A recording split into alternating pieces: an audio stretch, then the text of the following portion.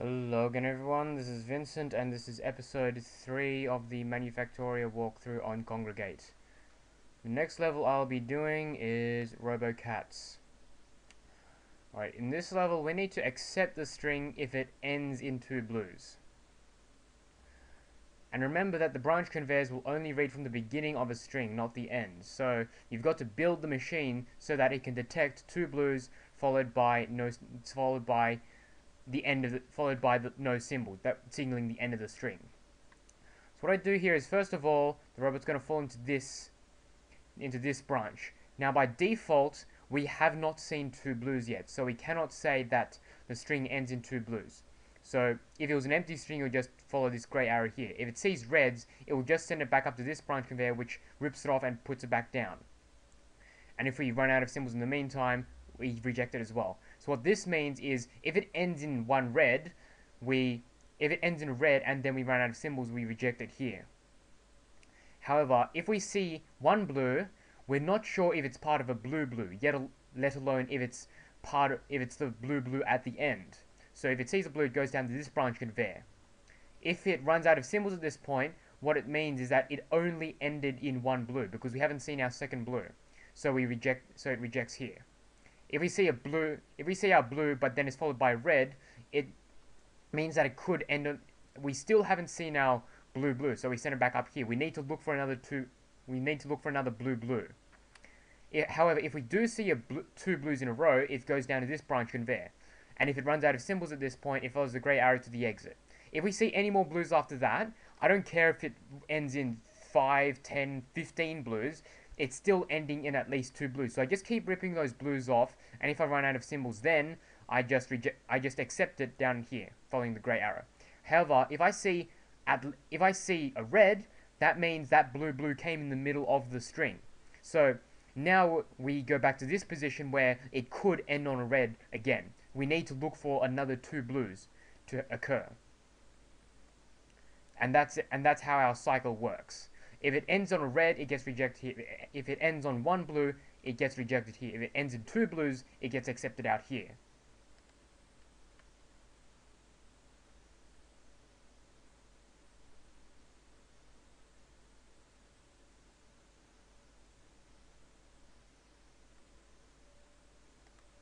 Alright, the next level I'll be doing is Robostilts. Alright, in this level, we are given access to the full array of tools we'll be using in this game.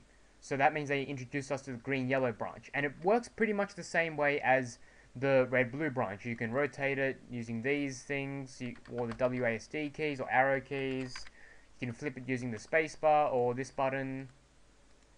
But we won't need to use the green-yellow branch just yet in this level.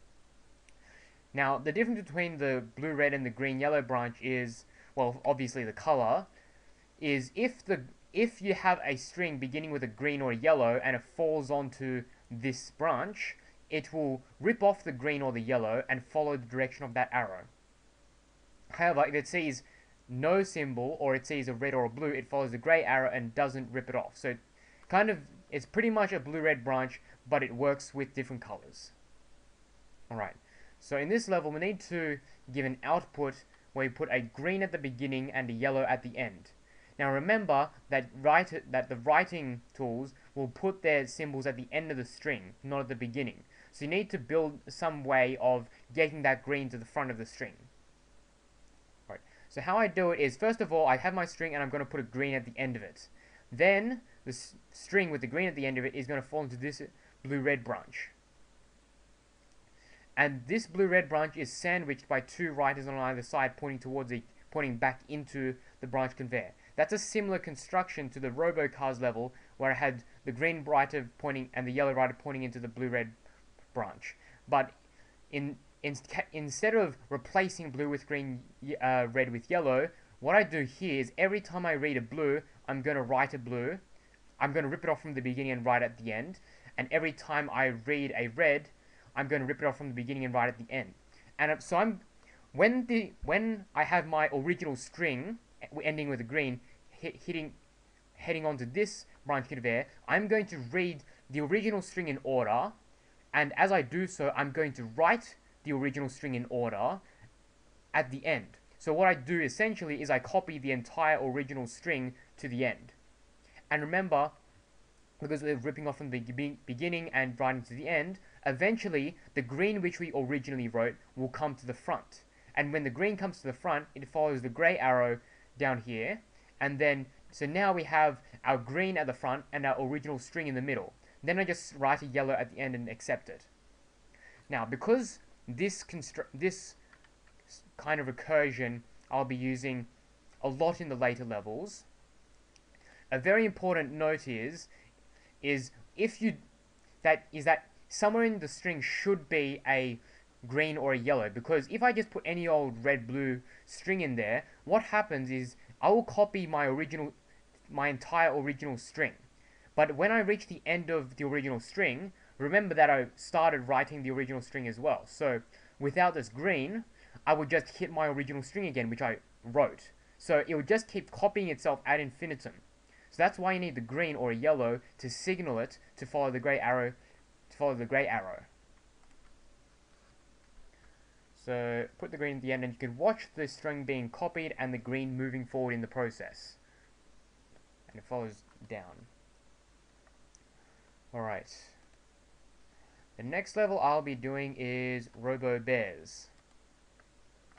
Alright, in this level we need to accept strings that begin and end with the same color. So it could begin and end with, so it could be B with any stuff in between followed by B, or R followed by any stuff in between followed by another R. Or it could be an empty string. So the robot's going to go down the conveyor belt and hit this branch conveyor. And there are three cases. The first case, which is a special case, is if you have no symbols at all. In which case, it's technically begun and end with the same color, which is, or lack thereof. So it goes to the exit following the grey arrow. The other two normal cases are if it starts with a blue or it starts with a red. So say it starts with a blue, for example. It's going to go to this branch conveyor. Now, if there was just a single blue dot, we would accept it because it's begun and ended on the same dot, which is obviously the same color, so we accept it following the grey arrow. If I see any more blues after that initial blue dot, that means, and I'll just keep ripping them off because I'm happy to see blue dots, because if I see blue dots, it's still ending in a blue, and if I ran out of symbols, it follows the grey arrow down here. However, if I see a red, it follows this arrow and it goes up here, because now I'm in danger of rejecting it, because if it ends now without seeing another blue, it's ended on a red, so I reject it. And if we see no more reds after that, we're still in danger of rejecting it. However, if we see another blue, we follow this arrow back to here, because now we're in the accept zone, because if it ends now, because we've seen the blue, it's going to end on a blue, so we accept it. So that's how the recursion works. If it's in the accept zone, that means we've seen a blue. That means it comes over to this branch conveyor where we look for it to end, in which case we accept it. If we see a red, that means we're in the danger zone of rejecting it, if we run out of symbols at this point, we reject it. And it just keeps going around like that until we reach either of those two cases, reject or accept. And a similar thing happens on this side, except with all the colors reversed. If it ends in a red, and we're in the accept zone, it's over in this branch conveyor. And if it's in the reject zone and it's possibly ending on a blue, we go to this branch conveyor.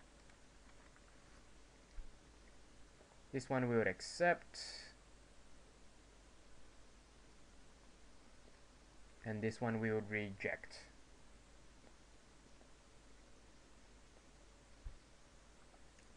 Alright. The next level I'll be doing is Milidogs. And this is the first level which will introduce us to binary problems.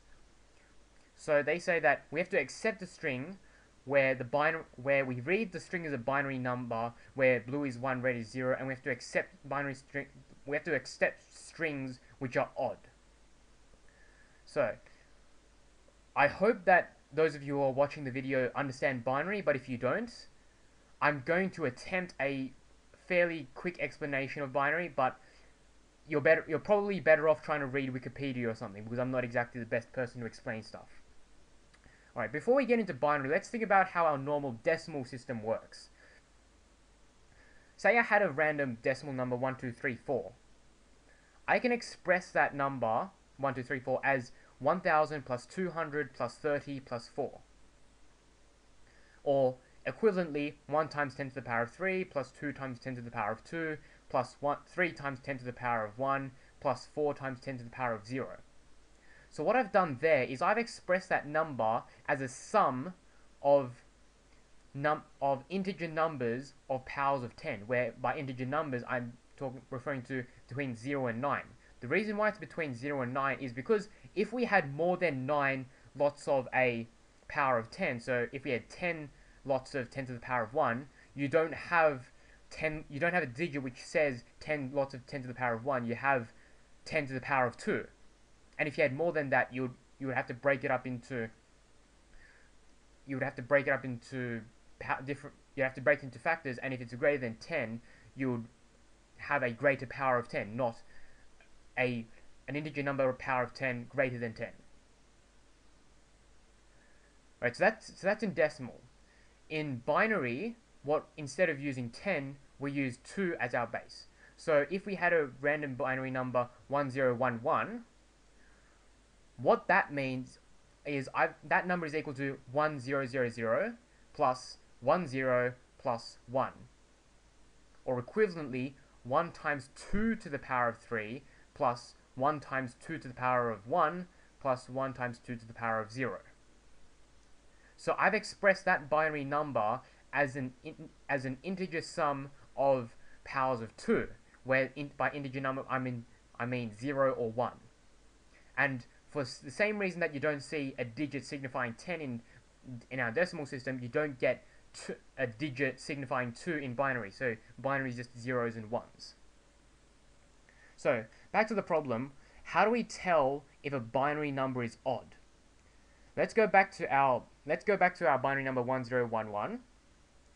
Ignore the last digit for the moment. So 101 something. And 101 something is 1000 plus 10 plus our something. And remember that 1000 is 1 times 2 to the power of 3, and 10 is 1 times 2 to the power of 1. Now, both of those are even numbers because they are powers of 2 where the power is greater than 1. And that 0 there just means 0 times 2 to the power of 2. And if I just divide 0 by 2, I still get 0. So technically, 0 is an even number, because you don't leave a remainder when you divide it. However, for 1011, if I take my last digit, which is 1 times 2 to the power of 0, if I try and divide that by 2, because 2 is not a factor, it's just 1, I'm not going to get an integer quotient. I have a remainder. So, and because that remainder is 1. So that means that that 1011 is odd. And that 101 which came before the last one don't affect whether or not it's even or odd, because that is definitely even. Only the last number tells you whether it's even or odd. So if it ends on a 1, it's odd. In Manufactoria game terms, what that means is if the last symbol of the string is blue, then it is odd, which we accept. So this is pretty much a similar problem to the Robocats level, where we have to accept it if it ends in 2 blues. But this is even simpler. We only have to accept it if it ends in 1 blue. So similarly, if we see any reds at the beginning, we rip them off. If we run out of symbols in the meantime, we reject it. If we see 1 blue, we could keep ripping off blues and we'd still be okay, because it'd still be odd, and we would accept it down there. However, if we see another red, we just send it back up here because it could end in a red, in which case we reject it there until we see another blue. And this one we would accept. And it's even simpler because we don't have to look for 2 blues, we only have to look for 1 blue. Alright, so I think I'm out of time, so I will see you in the next episode, starting with androids.